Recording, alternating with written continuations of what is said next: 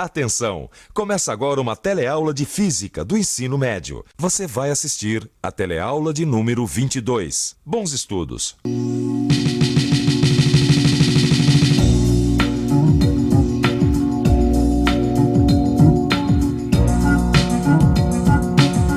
A gente já aprendeu sobre os movimentos com a mecânica. Agora, você vai conhecer os principais conceitos da termodinâmica.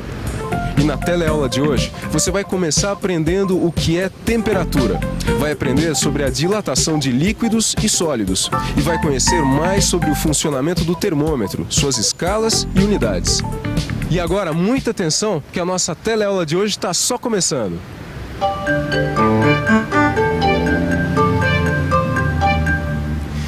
Como será que está a temperatura do dia hoje? Vamos ver?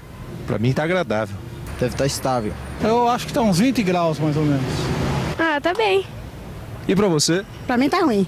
Quando a gente fala a palavra temperatura, a gente compreende essa palavra, mesmo sem nunca ter estudado. Isso acontece porque a temperatura está relacionada ao fato do dia estar quente ou frio. Mas será que é só em relação à previsão do tempo que a temperatura afeta a nossa vida diária? Alô, folga boa, hein? Aí largado enquanto eu trabalho, né? Bonito isso. Ô, Vicente, O que foi? sabe o que é? Acho que eu não tô me sentindo bem hoje, viu? Oh, meu Deus, o que aconteceu, cara? Não sei, eu tô sentindo uma espécie de febre. Acho que é Febre? febre, é. Deixa eu ver. Ô, Gil, eu acho que você não tá com febre não, viu? Eu acho que isso aí é onda. Levanta e vai trabalhar, meu filho. Que onda nada, Vicente. Que negócio de onda, o quê? Quem tá sentindo a febre sou eu. Aqui por dentro tá pelando, rapaz. Sabe o que é pelando? Sabe aquela sensação de tá tudo pelando? Tudo Não, eu já entendi, mas... Ah, Gil, acho que definitivamente você não tá com febre. Não me parece, pelo menos. mas desde quando o tato é termômetro de temperatura? Desde quando? Eu sempre usei a mão. Ou será que é, hein, gente? Eu não sei. Não sei. A impressão que eu tenho é que a temperatura nesses dois recipientes é a mesma. Certo, então agora coloca as mãos nos recipientes das extremidades. Nossa, quanta diferença. Esse aqui a água tá bem mais fria e esse aqui a água tá bem mais quente. Claro, porque nesse recipiente foram colocados pedras de gelo na água. E esse aqui, a água foi aquecida, certo? Então agora, coloca as mãos de novo nos recipientes do meio e me diz qual é a sensação.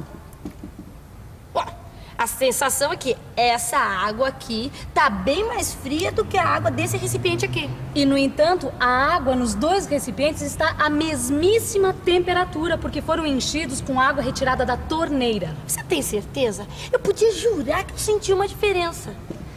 É por isso que o tato não é um bom instrumento para se medir temperaturas. Com ele a gente pode fazer comparações, mas às vezes ele nos engana, como a gente acabou de ver. Ah, e tem outra coisa importante nessa experiência. Depois de um certo tempo, a água contida nestes 4 recipientes estará à mesma temperatura. E quando isso acontecer, a gente vai poder dizer que eles estão em equilíbrio térmico. Tudo bem. Mas se o tato, como você mesma disse, não é um bom instrumento para medir temperaturas, então se eu quiser fazer uma medida, eu preciso utilizar um termômetro? Claro, se você quiser medir a temperatura ambiente, você pode usar esses termômetros de parede. Agora, se você quiser medir a temperatura do corpo humano para saber se está ou não com febre, você tem que usar um termômetro clínico. Mas nesses dois casos, o importante é que o termômetro esteja em contato com um objeto cuja temperatura se quer medir. E é preciso esperar alguns minutos para que seja atingido o equilíbrio térmico. Agora eu entendi por que a gente precisa ficar alguns minutinhos com o termômetro debaixo do braço. Os termômetros mais comuns são formados por um tubo de vidro oco, onde é impressa uma escala, chamada de escala termométrica. No seu interior, existe um outro tubo, muito fino, chamado tubo capilar. No tubo capilar, existe um líquido que, no caso do termômetro clínico, é o mercúrio, e no caso do termômetro de parede, é o álcool colorido. A temperatura é obtida medindo-se a altura da coluna de líquido. Isto é feito com a ajuda da escala termométrica. O funcionamento do termômetro se baseia num fenômeno observado nas experiências. Em geral, os objetos aumentam de tamanho quando são aquecidos. Esse aumento de tamanho recebe o nome de dilatação. Você saberia me responder por que os objetos aumentam de tamanho quando são aquecidos? Olha, Rosinha, para responder essa pergunta, a primeira coisa que a gente tem que pensar é como os materiais são formados. Mas são formados de átomos. Sim, e os átomos são pequenas partículas em constante movimento. E a gente já sabe que existe uma energia associada ao movimento, que é a energia cinética. E o que acontece quando a gente aquece alguma coisa, como no caso da água? Ao ser aquecida, ela recebe energia que é transferida aos seus átomos. Ganhando energia, os átomos passam a se mover mais e mais depressa. O que você pode deduzir daí? Bom, que a temperatura de um objeto está relacionada ao movimento de seus átomos. Sim, aí nós temos um fato importante, que é a temperatura de um objeto é uma grandeza que está relacionada com o movimento de seus átomos. E tendo mais energia, o que acontece com os átomos? Bom, eles se afastam um dos outros e a distância média entre eles é maior. Ah, é por isso então que os objetos aumentam de tamanho. Aí nós temos uma definição muito importante. Olha só, dilatação é o aumento do tamanho de um objeto quando aquecido, em consequência do aumento da distância média dos átomos que o forma.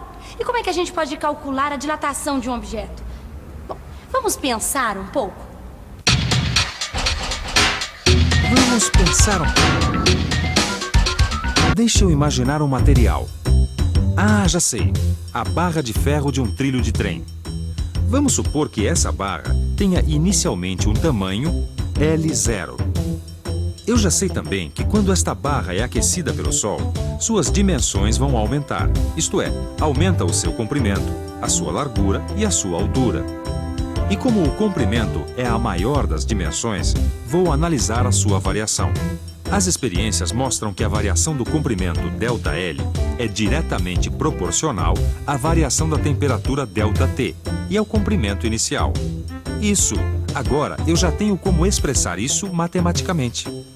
Assim eu posso escrever que a variação do comprimento vai ser igual ao produto do comprimento inicial, da variação da temperatura e de alfa, que é uma constante de proporcionalidade.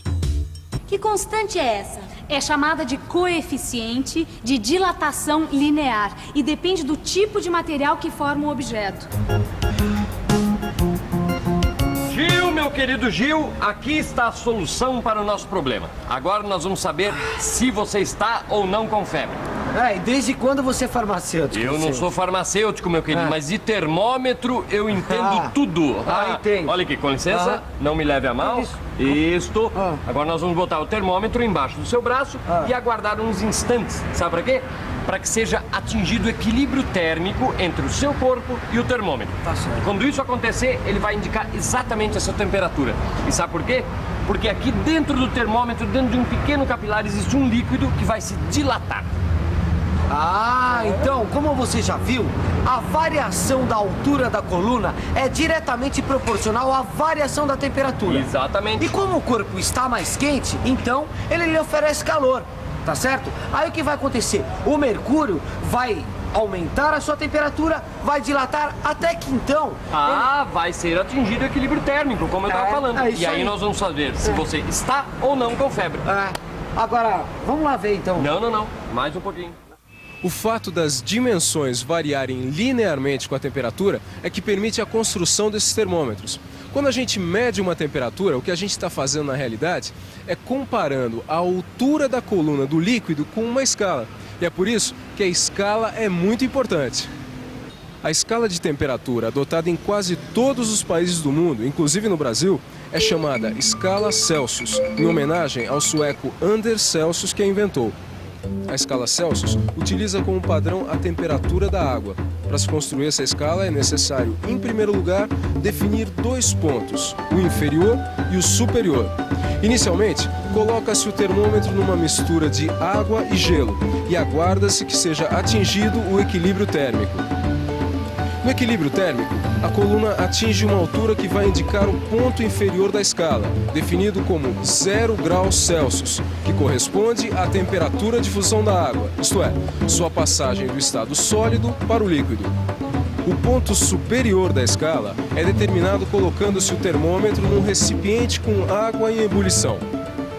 Novamente, aguarda-se até que seja atingido o equilíbrio térmico e a coluna pare de subir, indicando assim o outro ponto importante da escala, o ponto superior, definido como 100 graus Celsius, que corresponde à temperatura de ebulição da água. Em seguida, ela é dividida em 100 pontos, de modo que a distância entre cada ponto corresponde a 1 grau Celsius. Por isso, a escala Celsius é também chamada de centígrada. É que ela tem 100 graus Celsius ou graus centígrados. Saberia me responder qual é a temperatura normal do corpo humano? Eu acho que é 36 graus. 36 graus Celsius, é isso? 36 graus centígrados. Eu acho que deve variar em torno de 36 graus, é isso? Nossa, rapaz, já que estranho. Que foi? Tá marcando 100 graus aqui. Que 100 graus? Você tá Tá louco? doido? Se Eu tivesse acho com 100 graus, você 100 tava graus. frito, rapaz. Deixa eu ver aqui. Não, mas eu tô quase. Ah, não, tá explicado, tá Ah. explicado. É que esse termômetro aqui, ele não tá na escala Celsius. Ah, é? É. E como é que você sabe? Ah, porque aqui, olha, em vez do símbolo C de Celsius, aqui tem o símbolo F, tá vendo? Grau F, ó aqui, ó. Agora, grau F? O que é isso? Essa aqui é uma outra escala, Gil. Sabe, existem vários tipos de escala. Sei. Né? Essa escala aqui, por exemplo, ela se chama Fahrenheit, por isso que tem o F aqui na frente, tá certo? Além dessa, existe outras escalas. A escala absoluta, por exemplo, também conhecida como escala Kelvin. Aliás, no seu livro, você vai poder ver mais detalhes sobre a escala Kelvin. Mas viu? Agora vem cá. E como é que a gente vai poder descobrir quantos graus eu tô de febre? Quanto eu tenho de febre? Aí é o seguinte.